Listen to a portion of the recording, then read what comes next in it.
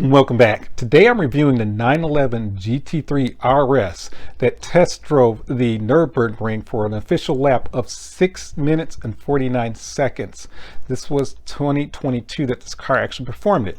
There are two versions of these cars. One is called the Iceman, the other is called the Maverick. These are based off of the characters of Top Gun. The packaging is very special because of the particular car, and it is a limited edition. I hope you enjoyed the review. This is the Porsche 911 GT3 by Minichamps models. And as I mentioned in the introduction, this is a special car. It's a limited edition, and it's based off of one of the two test cars that were used at the Nürburgring right before they rolled out the production of these vehicles. You know, first of all, the overall paint is fantastic. It is evenly sprayed. There's no overspray anywhere, and there is a flake in this paint, and it's very, very fine. It's up to scale as well. It's not exaggerated at all. The wheels have this beautiful blue metallic wheels, and if you take a closer look at those wheels, see the rear one here, it definitely has a lot of detail. You can see the reflection of that beautiful paint that was used for this wheel. You have the tire scripting as well. It's beautiful large Porsche caliper. The tires are sized differently, just like the real thing. In the front, again, you have this massive caliper, again scripting on the tires, and the shiny brake disc. If you look at the front of this model, congratulations, Minichamps. You have a perforated grille here. It's really nicely done. It's not a lot to see behind it, but it is definitely a plus to have that grille. The lights are very nicely done as well. It's not a ton of detail there. I can definitely say the bulbs themselves, you cannot see anything present. I do know that these are supposed to be LED, but even the fact that these are LED, they look more or less like a sprayed on or painted gray color to mimic the LED. Moving on to the back of the model, you do have these, I would call them black chromed exhaust outlets.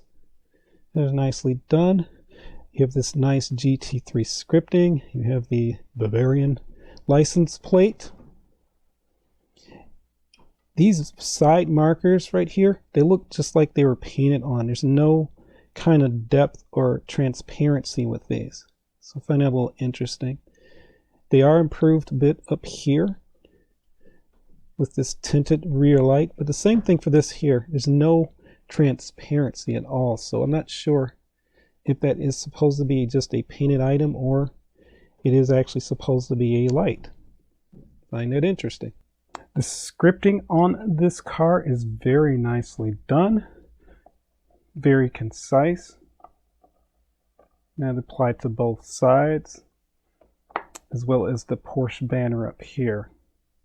This is a fully opening model, so I'll use this prop to open it up.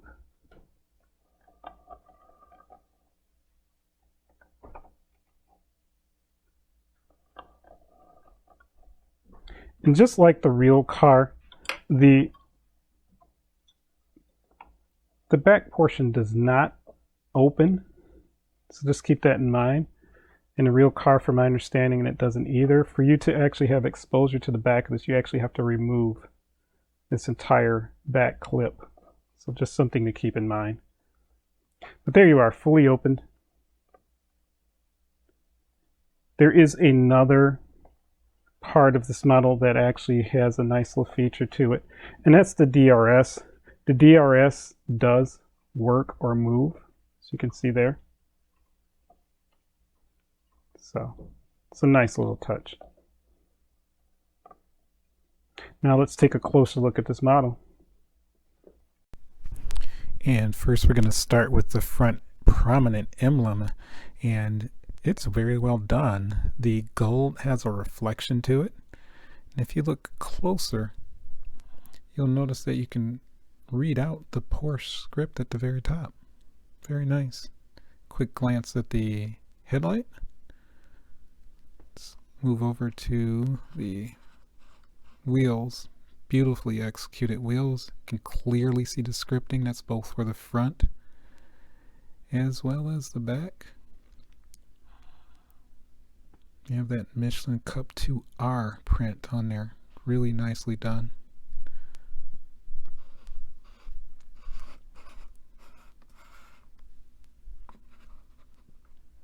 You have the exhaust outlets, and up top you have the tail lights, and you can see that Porsche script that's imprinted there.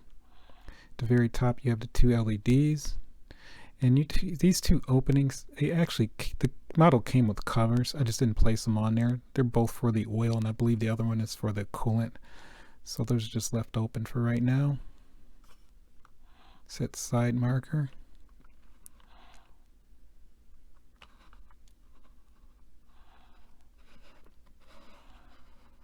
Just moving back to the front, you have the perforated grille up front. It's not much behind it, but I'm just glad there's a perforated grille. You have it at the very top as well. Nice detail.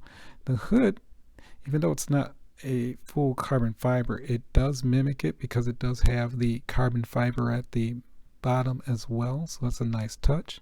You also notice there's no hinges on the trunk lid, which is interesting.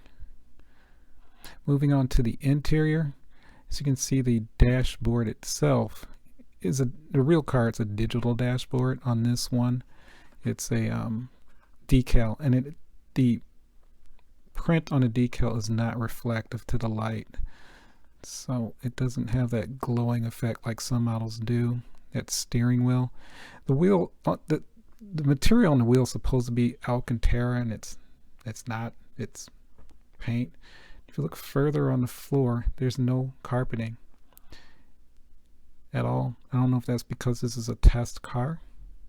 On the door card, you do have, it's nicely done. You do have the stitch door handle, which is right there. And you have the stitching outline as well. Then there's the GT3 RS on the door sill. Carbon fiber back on the driver's seat, and it does have a stitched seat belt.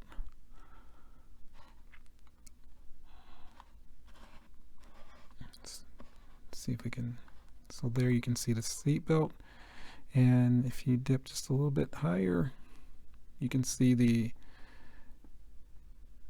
is that a 4, 5, 6 point harness, and that is a photo etched buckle.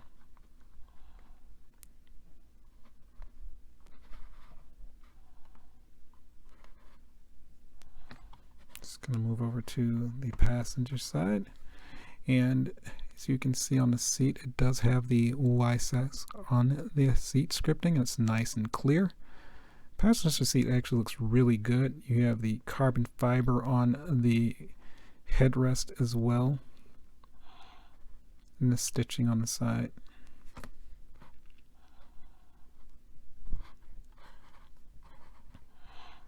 It's the other side of the dashboard. And again, there's no flocking on the floor at all. It's not a lot of colors or separation.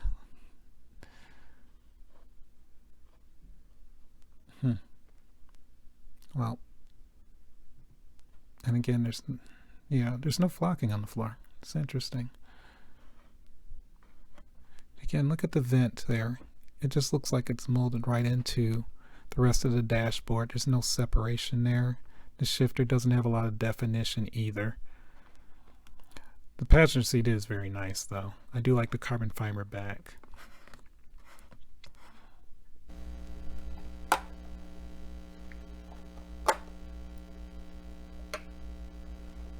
And there you are, the 911 GT3 by Minichamps. And now to my conclusions.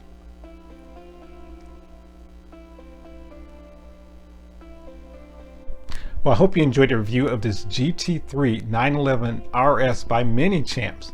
I guess I had some mixed feelings about this model. This model has some really great features to it. That paint is fantastic. The flake that was using that paint is true to scale and it looks fantastic.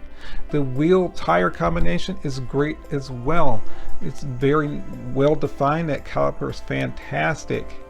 There are perforated grills throughout the model. This is a first that I know of for Minichamps in a very long time. They have perforated grills everywhere and they look fantastic.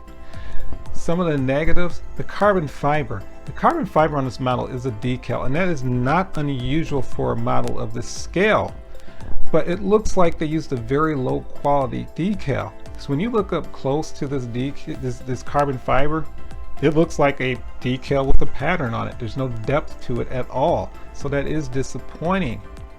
The interior, that is by far some of the worst interior I've seen in a long time. It is at Solidio standards, which is unfortunate for such a beautiful car. But that dashboard is a molded piece. There's no separation between the controls and the dashboard, so that is very disappointing.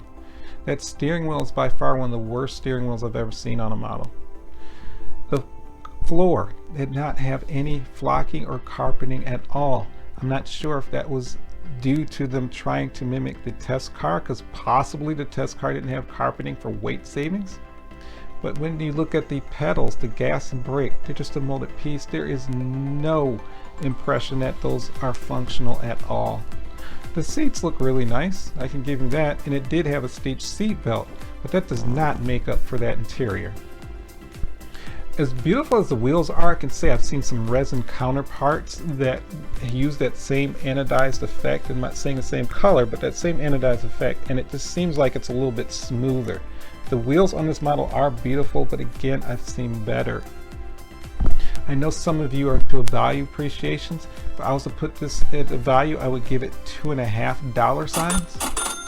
This is a limited edition model, so it will definitely go up in value because of that. The last thing I want to mention is the price. This model is priced over $200. I've seen them as high as $250 US.